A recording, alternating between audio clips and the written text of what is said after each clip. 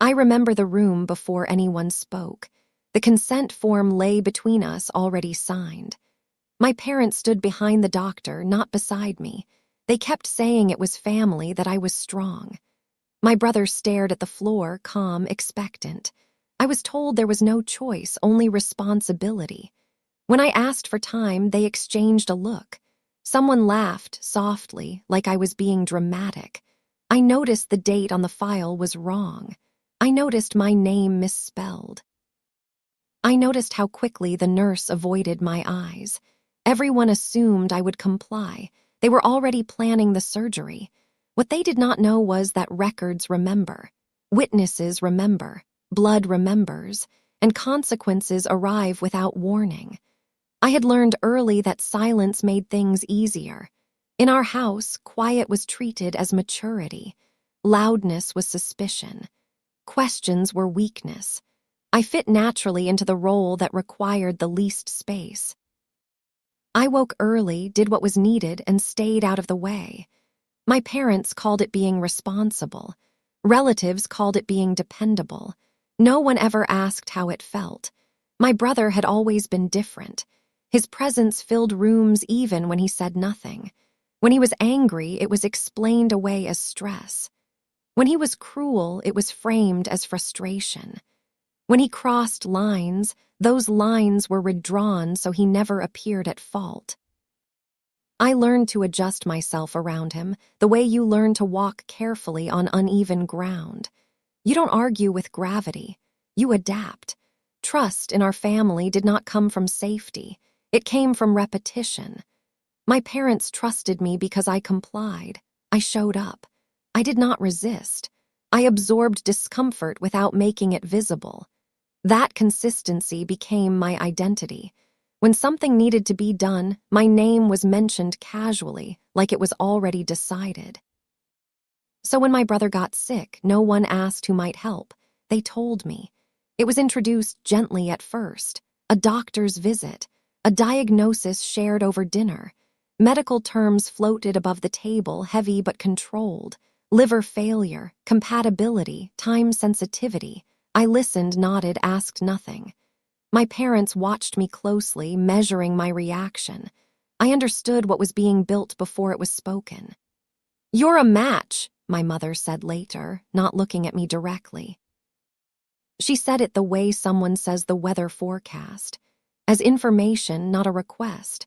I felt something tighten in my chest, but I kept my face neutral. I had been trained to do that, to receive things without resistance, to translate fear into composure. They explained it as necessity, as family obligation, as something that proved who I was. My father talked about sacrifice like it was an inheritance, something passed down, not chosen. He reminded me how much my brother had suffered. He did not mention how much I had. I trusted them because I always had. Not because they were gentle, but because they were consistent. Authority did not need kindness in our home. It needed structure. And they had built one that held firmly year after year. The hospital became part of my routine quickly. Appointments were scheduled around my work without discussion. Forms appeared on the kitchen table. Pamphlets about donation were placed near my plate, as if exposure alone would create consent. I read them carefully. Risks were listed in small print. Recovery timelines were optimistic. Long-term effects were described vaguely. When I hesitated, it was framed as fear. "You're overthinking," my mother said. "You're strong," my father added. Strength, I learned, meant endurance without complaint. My brother never asked me directly. He did not thank me. He did not acknowledge the cost. He behaved as if this outcome was already guaranteed. When our eyes met, there was no warmth there. Only expectation. I recognized it. I had seen it before in different forms, in different moments where my boundaries had quietly dissolved. Still, I told myself this was different. This was medical, official, necessary. I trusted systems more than people. Doctors had rules. Hospitals had protocols. Paperwork existed for a reason. I believed that within those structures, harm would be limited. That someone would notice if something was wrong. That consent meant something when written down. I did not yet understand how easily trust travels through channels without resistance, how obedience smooths processes, how silence is interpreted as agreement. In those early days, nothing felt overtly dangerous. It felt heavy, yes, but manageable, like standing under a weight you believe you were built to carry. My parents seemed relieved. My brother seemed calmer. The household settled into a strange equilibrium where my body had already been allocated, even though it was still mine. No one spoke about alternatives. No one asked how I slept. No one considered refusal a real possibility, and I did not correct them. Because in my normal world, trust was not about safety. It was about doing what was expected before anyone had to ask. The first thing that changed was timing. Conversations began ending just before I entered a room. My parents would lower their voices instinctively, then look at me as if I had interrupted something unimportant. When I asked what they were discussing, the answer was always the same: appointments, logistics, nothing I needed to worry about yet my calendar kept filling. Tests were scheduled without my input. Transportation was arranged before I confirmed availability. One morning, I found a reminder text for a scan I had never agreed to. When I mentioned it, my mother frowned, confused as if I were the one mistaken. "We talked about this," she said. I searched my memory carefully. I could not find that conversation. Still, I nodded. Doubting myself felt safer than contradicting her. At the hospital, I noticed how quickly staff moved me through corridors. I was efficient to them, cooperative. They spoke over me, not unkindly, but with the assumption that I would follow. I did. I answered questions clearly. I signed preliminary forms without hesitation, trusting that the real consent would come later. There were moments that lingered after I left. A nurse paused while checking my wristband, her fingers hovering a second longer than necessary. She glanced at the screen, then back at me, then smiled too quickly. I told myself it meant nothing. Hospitals were busy. People hesitated for many reasons. Another time, a coordinator referred to my surgery date in the past tense, then corrected herself. She apologized, blamed the system. I accepted the explanation without comment. At home, my brother avoided the subject entirely. He spoke to me only about neutral things: television, weather, work. When my parents brought up the donation, he left the room. His absence was framed as discomfort, not indifference. I absorbed that framing because it was familiar. What unsettled me most was how often my feelings were interpreted before I expressed them. "You're scared," my father said one evening. I had not said that. "You'll feel better once it's scheduled," my mother added. As if uncertainty, not surgery, was the real problem. When I tried to slow things down, the response was subtle but firm. Delays were described as dangerous. Questions were reframed as doubt. Doubt was framed as betrayal. The language tightened around me, closing space I had not realized was disappearing. I began to listen more than I spoke. I noticed how often my name appeared on documents I had not seen before. How frequently my parents referenced conversations with doctors that I had not been part of. When I asked for details, the answers were vague. "They said it's fine. They've done this many times. You don't need to worry about the numbers." The numbers were all I worried about. Blood type explanations shifted slightly each time they were told. Once, compatibility was described as rare. Another time, it was described as ideal. I kept track of these inconsistencies quietly, not to confront them, but to understand whether they formed a pattern. At night, I lay awake replaying small moments. The way my mother corrected my phrasing when I described the procedure. The way my father answered questions directed at me. The way my brother never once asked if I was sure. None of it was dramatic enough to challenge openly. That was the problem. Each piece alone was easy to dismiss. Together, they created a low, constant pressure. A sense that something had already moved ahead of me, that I was catching up to decisions already made. When I voiced discomfort, it was met with reassurance that felt rehearsed. "You're doing the right thing. You'll recover quickly. We're proud of you." Praise arrived before consent. Approval arrived before agreement. I began to understand that my role was not to decide, but to confirm what others had already settled. Still, I stayed calm. I showed up. I complied with requests while holding back commitment. I told myself I was being careful, not passive. That observation was a form of control. I did not accuse anyone of lying, but I stopped assuming they were telling the whole truth. And in that quiet shift, trust began to thin not through anger, but through attention. I stopped asking questions because the answers were no longer consistent. Instead, I began to listen for what changed. At one appointment, a resident explained compatibility using a chart. He spoke carefully, choosing his words with precision. I noticed that he never mentioned urgency. He described monitoring, options, contingencies. When my parents joined us later, urgency returned immediately. Time was suddenly critical again. Days mattered. Waiting was dangerous. The difference was subtle, but it stayed with me. I did not challenge it. I watched how information traveled depending on who was present. Paperwork started to feel heavier in my hands. I read everything slowly, sometimes twice.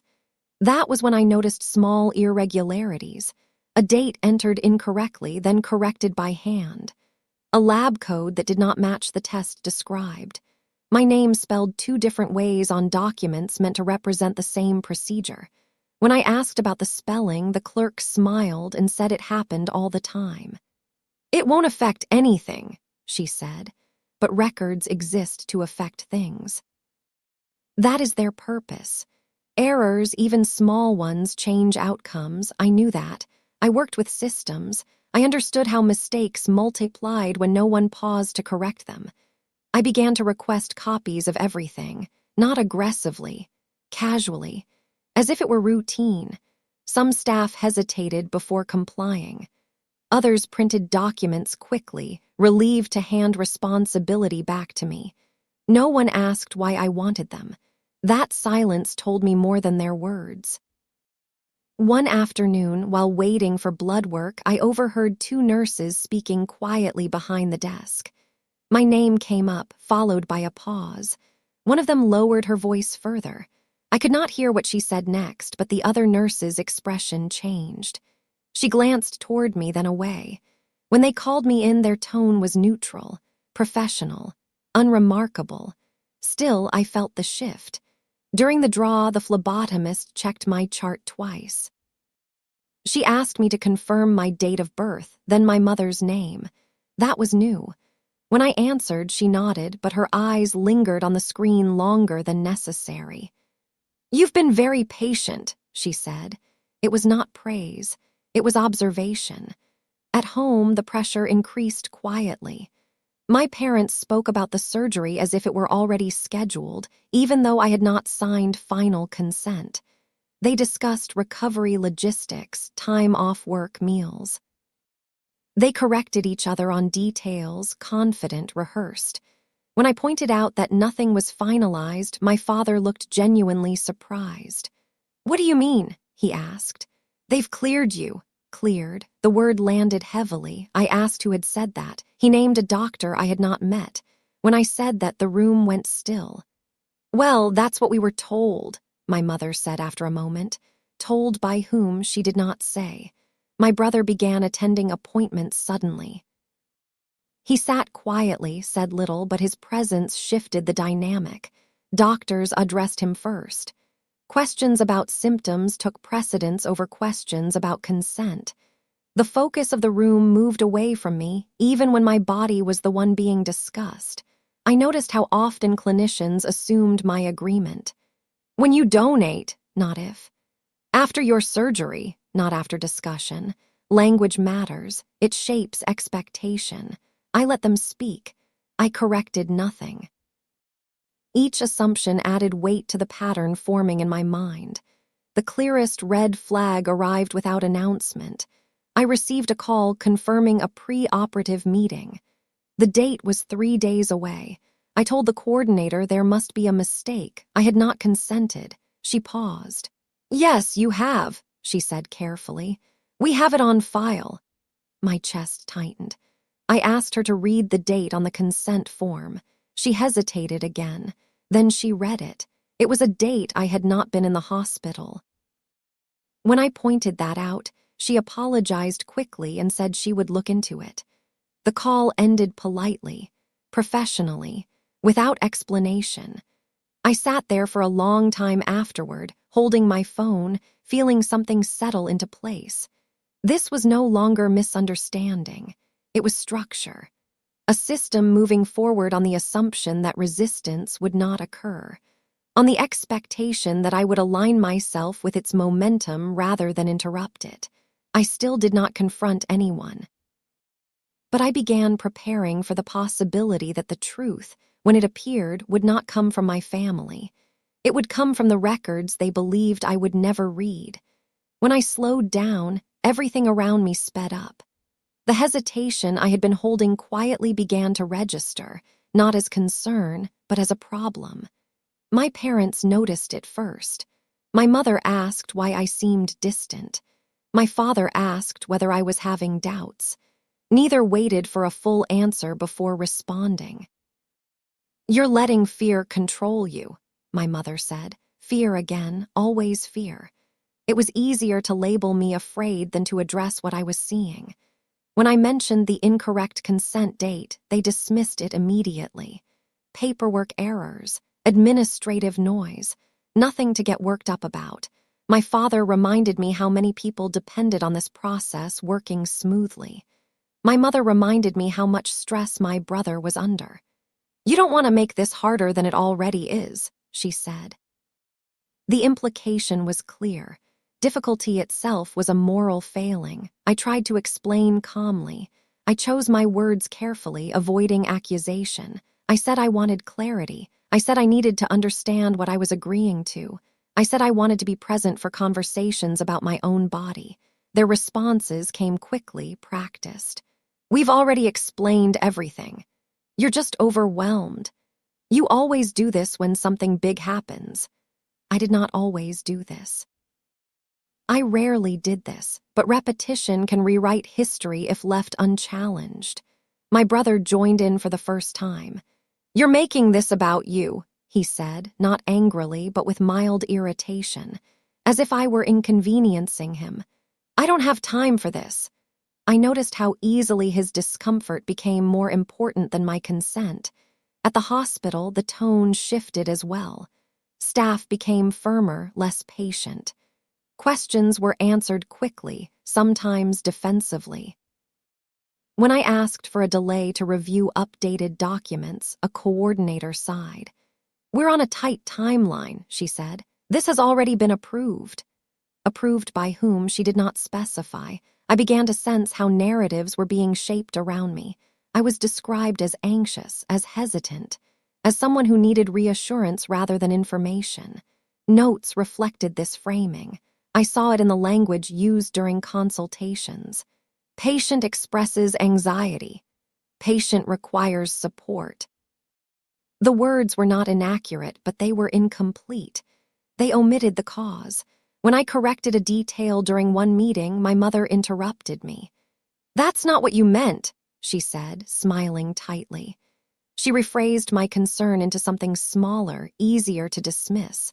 The doctor nodded, grateful for clarity that did not come from me. I felt myself recede in that moment, not emotionally, but structurally. My voice became optional. Later, alone with my parents, I tried again. I asked why conversations were happening without me, why decisions were being described as final when they were not, why my brother's doctors spoke with certainty while mine spoke in generalities. My father's patience thinned. "You're being difficult," he said, "and now is not the time." Not the time for what, he did not say. Truth, I assumed. My mother took a different approach. She grew quiet, disappointed. She spoke about sacrifice, about how families show love, about how I had always been the strong one. "You don't want to live with regret," she said softly. The regret she meant was refusal, not harm. I began to understand that my resistance threatened more than a surgery. It threatened a hierarchy. If I hesitated, the assumption that I would always comply weakened. That possibility made them uneasy. The gaslighting was not dramatic. There were no raised voices, no explicit lies spoken loudly enough to challenge directly. It was done through tone, through repetition, through reframing my clarity as instability. I was told I remembered things incorrectly. I was told I misunderstood conversations. I was told I was projecting past issues onto a present necessity. Each statement chipped away at certainty. Not enough to break it, but enough to make standing firm exhausting. I coped the way I always had. I became quieter. I stopped arguing and started observing again. I took notes privately. I requested records formally. I stopped sharing what I found. My silence returned, but this time it was deliberate, not submissive. I realized something important during this period. They were not trying to convince me anymore. They were trying to move around me. The system did not need my agreement if it could establish enough momentum, enough documentation, enough assumed consent. My role was shrinking to that of a formality, and formalities, I knew, were often bypassed when inconvenient. That was when I decided that whatever truth existed here, I would let it surface on its own terms, not through confrontation, but through the same systems they trusted to carry their version of events forward. I just had to stay in place long enough to watch where they failed. The shift did not come from a confrontation. It came from procedure. A routine requirement explained casually triggered it. An updated screening. Standard protocol, they said. Nothing unusual. I was told it was just to finalize clearance. The language suggested closure, not inquiry. Still, the appointment was scheduled and I went. This time, my parents did not accompany me. That absence mattered. The technician who met me was older, precise in her movements. She reviewed my file in silence longer than anyone else had. When she finally looked up, her expression was neutral, but her voice changed slightly. "I need to ask you a few questions," she said. They were questions I had already answered before. Family history, medical background, verification details. Then she paused, fingers resting on the keyboard. "And you're aware this is a directed donation?" she asked. I said yes. She nodded once, then continued typing. A few minutes later, she stopped again. "Has anyone discussed alternative compatibility scenarios with you?" she asked. The phrasing was careful, non-accusatory, open. "No," I said. She looked at the screen, then at me. This time, she did not smile. "All right," she said. "We'll continue." The tests took longer than expected. There were additional vials, additional confirmations. No one explained why. I did not ask. I had learned that questions closed doors. Silence sometimes opened them. While waiting, I watched staff move around me with a new kind of attention. Not urgency, caution. My chart was reviewed more than once. A supervisor was consulted quietly. When I was asked to step aside, it was done politely, almost apologetically. No one said there was a problem, but the system had slowed. That alone was information. Later that day, I received a call asking me to return the following morning. They framed it as efficiency, as making sure everything was complete. My parents were told it was routine. I did not correct that description. The next morning, a different doctor met with me. He introduced himself, then closed the door. He asked me to confirm my understanding of the procedure. I explained it as I had been told. He listened without interrupting. When I finished, he nodded slowly. "And who explained this to you?" he asked. I listed names. He typed, then stopped. "There appears to be some inconsistency in the records," he said. The word inconsistency was doing a great deal of work. He explained that additional verification was required, that some results needed to be cross-checked, that nothing would proceed until everything aligned. I asked what did not align. He did not answer directly. Instead, he asked me a question no one had asked before. "Do you feel pressured to do this?"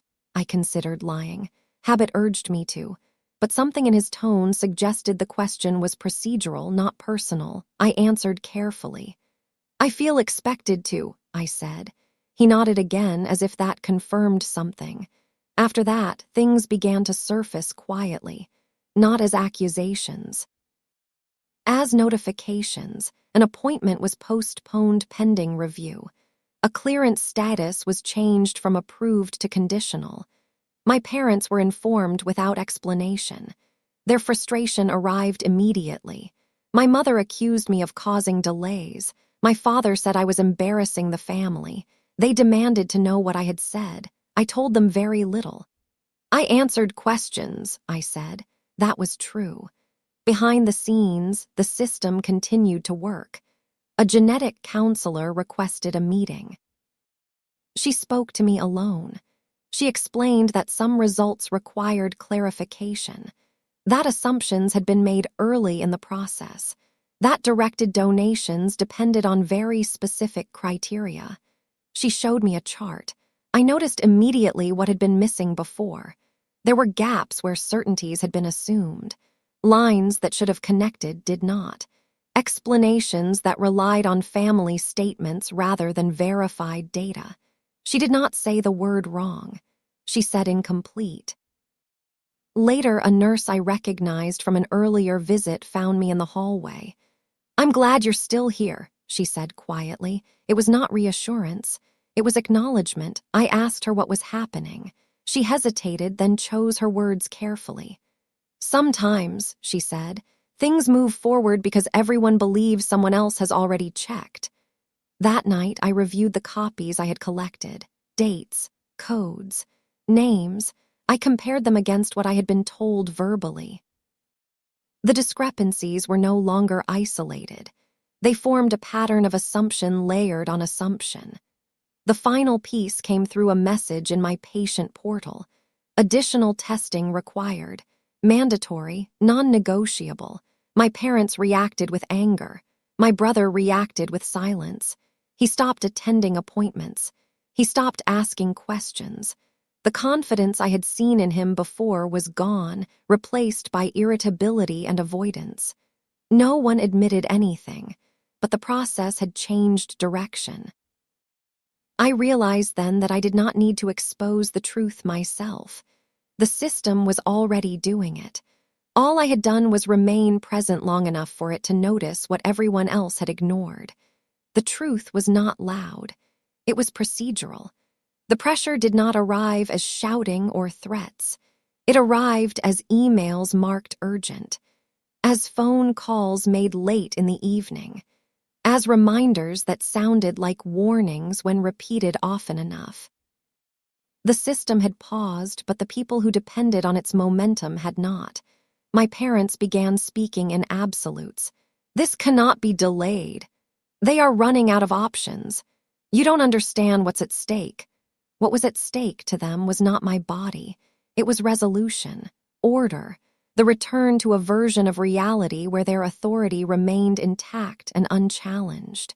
They contacted administrators directly. They referenced previous approvals. They insisted there had been mistakes. Their language shifted from familial to procedural, as if invoking the system's own vocabulary would force it back into motion. It did not work. Instead, the requests triggered reviews. I could feel it in the way staff interacted with me. Their tone became careful, neutral in a way that suggested documentation. Conversations were summarized out loud. Confirmations were repeated. When my parents spoke for me, Clinicians redirected questions back to me gently but firmly. "Let's hear from you," they said. That sentence carried more weight than any argument I could have made. My brother reacted differently. He grew impatient. He stopped pretending this was voluntary. He reminded me directly of everything I owed the family, of how much had already been arranged, of how irresponsible it was to disrupt something so important. "You can't just change your mind," he said. I told him I had not changed it. That silence between us was heavier than any accusation. At the hospital, new safeguards appeared. I was informed that all consent discussions would happen privately, that no one else could be present unless I requested it, that this was standard policy. My parents protested. "This is unnecessary," my father said. "We've already discussed everything." The staff member smiled politely. "This is our process," she said. Process, the word I trusted most. Additional testing continued. More data, more verification. Each result added weight to the pause, not urgency. I noticed how often professionals used phrases like "we need to be sure" and "we cannot proceed until." The system had shifted from assumption to proof. That shift made my family restless. They began recounting my past compliance as evidence, as if history itself could substitute for present consent. My mother reminded me of favors done, sacrifices made, years of support given. She spoke as if the balance sheet was being reviewed. "You've never said no before," she said. I did not respond. I understood now that this escalation was not about the surgery. It was about control slipping in small, irreversible ways. My brother received news during this time, not from me but from his doctors. I was not told what was said. I only saw the effect.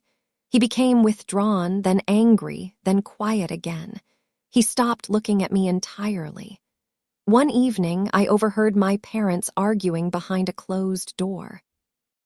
My name surfaced repeatedly. So did words like complication, review, and problem. I stayed where I was, listening without announcing myself. No one came to speak to me afterward. At the hospital, a formal meeting was scheduled. Multiple departments present. The language of the invitation was neutral, but its structure was not. This was no longer a favor. It was oversight.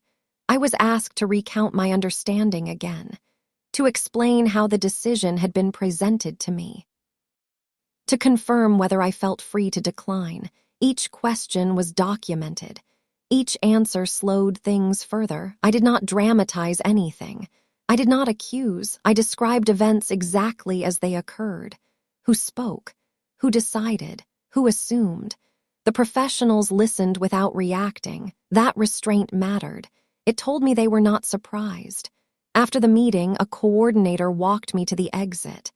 "You did the right thing," she said quietly. It was the first time anyone had framed my restraint as agency. The consequences arrived indirectly. My parents received fewer updates. My brother's treatment plan was adjusted. Words like alternative and reassessment entered conversations where certainty once lived. The inevitability they had relied on dissolved into conditional statements. Nothing dramatic happened. That was the escalation. The system did not punish anyone. It simply refused to move without integrity. At home, the atmosphere hardened.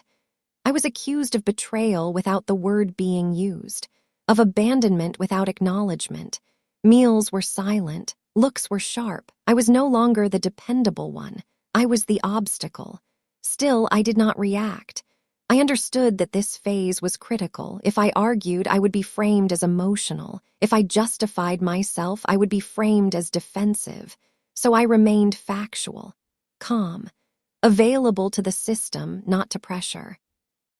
The final tightening came when a legal form was introduced. Not for surgery, for clarification. It outlined rights. It outlined consent boundaries. It outlined what could not proceed without explicit confirmation. My parents read it quickly, then handed it back to me. My father's voice was controlled but thin. "This is excessive," he said. I signed nothing. Not yet. I had learned that escalation did not require resistance. It required patience. Because once the system reached the point where it could no longer justify forward movement, consequences would not need my involvement. They would arrive as policy, as refusal, as silence where certainty once lived. And that silence, I knew, would speak louder than anything I could say. The confirmation did not arrive with drama. There was no meeting called urgently, no expression of sympathy, no apology delivered carefully across a desk. It came the way most irreversible truths do, quietly, impersonally, wrapped in neutral language that assumed professionalism would soften its impact. A notification appeared in my patient portal. Results available. Appointment recommended. I already knew what it meant. The delay had lasted too long. Too many layers had been reviewed. Too many people had stopped assuming. Still, I went. The genetic counselor met me alone. She closed the door and sat across from me with a file open in front of her, hands resting flat on the table. She did not rush. That, more than anything, told me this was final. She explained the findings carefully, as if precision itself were a form of respect. There were discrepancies in familial linkage markers. Assumptions made early in the process had not been supported by later verification. The directed donation, as proposed, was not valid under confirmed data. She did not use the word impossible. She said not applicable. I asked her to explain what that meant. She did. My brother and I were not biologically related in the way required for the procedure to proceed as it had been planned. The compatibility that had been spoken about with such certainty did not exist in the form everyone had relied upon. The system had accepted declarations where documentation should have been demanded.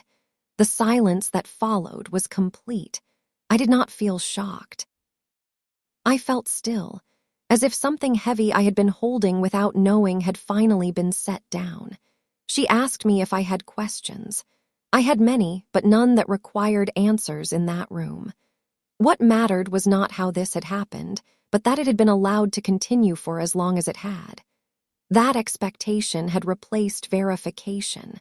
That my compliance had filled gaps no one bothered to examine until the system slowed enough to look. She explained next steps. Procedural language. Alternatives for my brother, closure for my file. The words passed through me without resistance. Before I left, she said something that stayed with me. "This is why we don't rely on pressure," she said. "We rely on proof." At home, the truth did not arrive the same way. I did not tell my parents immediately. I did not tell my brother at all. I waited because I understood now that the system would inform them in its own way, without my interpretation attached. That waiting was the hardest part. I lived inside the knowledge alone for several days. I watched my parents move through routines with forced normalcy. I watched my brother grow more withdrawn, more volatile. I watched conversations fracture under the weight of what had not yet been spoken. When the call finally came to them, I was in the next room. I did not hear the details. I heard tone, confusion first, then resistance, then something close to fear. My mother emerged later, eyes sharp, searching my face. "What did you say?" she asked. I answered honestly. I answered questions. Her expression changed, not into guilt, into calculation. She asked what the results were. I told her only what was necessary, that the donation would not proceed, that the records did not support it, that the system had closed the path forward. She said nothing for a long time. My father reacted differently. He was angry, but not at me directly. He spoke about incompetence, about mistakes, about how things like this should never happen. He did not say we were wrong. He said they got it wrong. My brother did not speak to me at all. I realized then that this was the breaking point. not because I had discovered the truth, but because I refused to carry it for them. I refused to translate it into something softer, something they could absorb without consequence. I felt the weight of choice clearly for the first time. I could confront them. I could demand acknowledgement. I could ask why they had pressured me so completely without proof. Or I could remain where I was, quiet, factual, unavailable for emotional labor. I chose restraint, not because I was afraid, but because reaction would have given them something to push against, something to reframe, something to dismiss. Silence gave them nothing.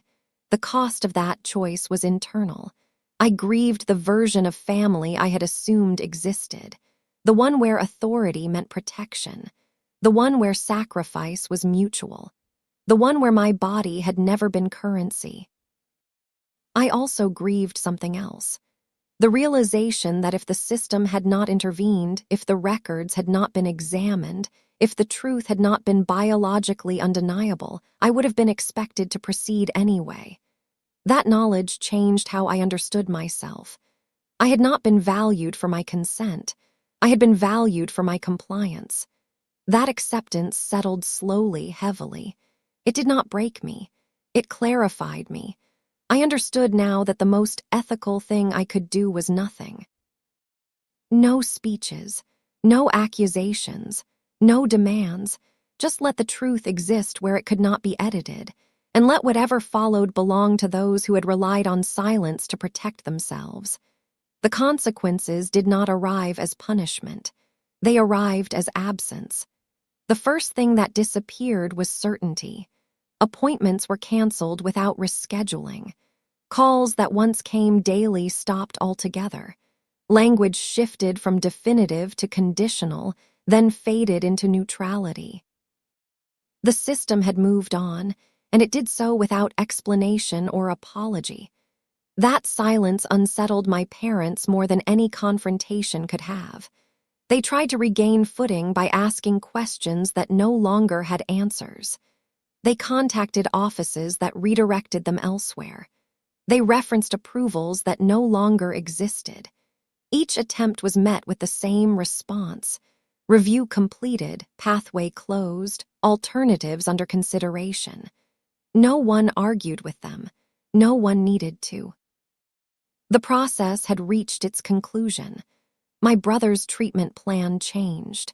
I learned this indirectly, through fragments of conversation and documents left on the counter.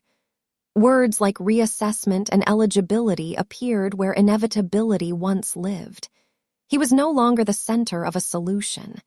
He was a case among others, subject to criteria rather than expectation. He reacted poorly, not outwardly, not in ways that invited intervention. He withdrew into irritability and silence, his presence heavy with resentment. I felt it when he passed me in the hallway without looking. I felt it in the way he closed doors harder than necessary. Still, he said nothing. At the hospital, my role ended cleanly. My file was closed. My name was removed from schedules. No one contacted me again except to confirm that no further action was required. Required. The word echoed. For so long, my participation had been assumed. Now my absence was procedural. The system did not ask how I felt. It did not need to. It had fulfilled its function. The most striking consequence was how quickly authority dissolved when it was no longer reinforced. My parents' confidence faltered. Their certainty fractured into defensiveness. They stopped explaining. They stopped justifying. They stopped discussing the situation at all, as if silence might undo what had already been documented. When they did speak, it was indirect. My mother mentioned betrayal, but not names. My father spoke about disappointment, but not causes. Their words floated around the truth without touching it. No one apologized. No one acknowledged pressure, coercion, or assumption. Those concepts remained unspoken, suspended in the air between us. I understood then that accountability was not coming. That, too, was a consequence. Externally, the system recorded what mattered. Internally, the family preserved its narrative. Both moved forward independently, and neither required my participation anymore. I noticed changes in myself as well. My body began to feel like my own again, not dramatically, gradually.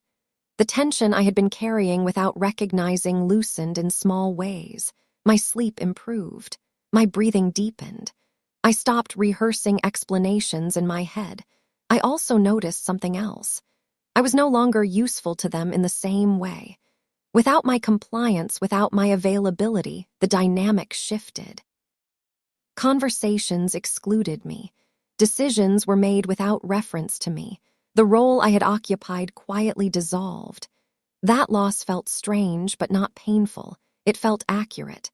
One afternoon, I overheard my parents speaking to a relative on the phone. They described the situation vaguely. Medical complications, unforeseen issues, bad luck. They did not mention me. I did not interrupt. Later, my mother asked if I was angry. I considered the question carefully. "I'm aware," I said. She frowned, as if that answer did not fit into any category she recognized. Awareness had replaced anger. It required less energy and produced clearer boundaries. The consequences continued quietly. My brother's frustration turned inward. His authority over me, assumed for years, no longer functioned. He could not demand. He could not pressure. There was nothing left to leverage. He avoided me completely. That avoidance was its own admission. No one in the family spoke about the test results directly. The truth existed in records, in closed files, in revised plans. It did not need repetition. It had already done its work. I realized then that justice in this context was not vindication. It was alignment. The system had corrected itself, slowly and imperfectly, but decisively. It had removed me from harm without requiring me to fight for recognition. It had exposed the limits of authority that relied on silence rather than consent. The outcome was not satisfying in any celebratory way. It was simply final. And in that finality, something settled. Not relief, not triumph, just the quiet understanding that consequences do not always look like confrontation. Sometimes they look like doors closing and staying closed. After everything ended, nothing visibly changed. The house was the same. The routines continued. Meals were eaten at the same times. Doors opened and closed as they always had. From the outside, it would have been easy to believe that the crisis had passed cleanly, without damage. But absence leaves its own marks. No one mentioned the surgery again. No one referenced the months of certainty, the pressure, the assumptions. The topic was sealed off, treated as something impolite to revisit. Silence became the agreed resolution. I understood then that acknowledgement was never part of the outcome. My parents did not apologize. They did not explain. They did not ask how close I had come to losing something I could not get back. Their authority survived by narrowing, by pretending this had been an unfortunate detour rather than a revelation. My brother remained distant. Whatever he had learned through the system, he kept to himself. He did not look at me the same way anymore, not with expectation, not with ownership, just with something unresolved that he did not know how to name. I did not press him. There was no need. The truth did not belong to the family narrative. It belonged to records, to closed files, to professionals who would never speak of us again. That was enough. I carried something forward quietly, a recalibration. I stopped offering myself automatically. I stopped filling silence with compliance. I let pauses exist without rushing to resolve them. When expectations appeared, I examined them before accepting. No one commented on the change. They adapted. That, too, was telling. What stayed with me most was not anger, but clarity. The understanding that my value had never been questioned, only my boundaries. That my silence had once protected others at my expense. That restraint, when chosen consciously, could protect me instead. There was no victory moment, no scene where anyone realized what they had done, just the calm aftermath of truth surviving without permission. I moved forward without closure, but with something steadier. My body was mine. My consent mattered, and the systems that had finally seen me did not need me to explain why. They already knew.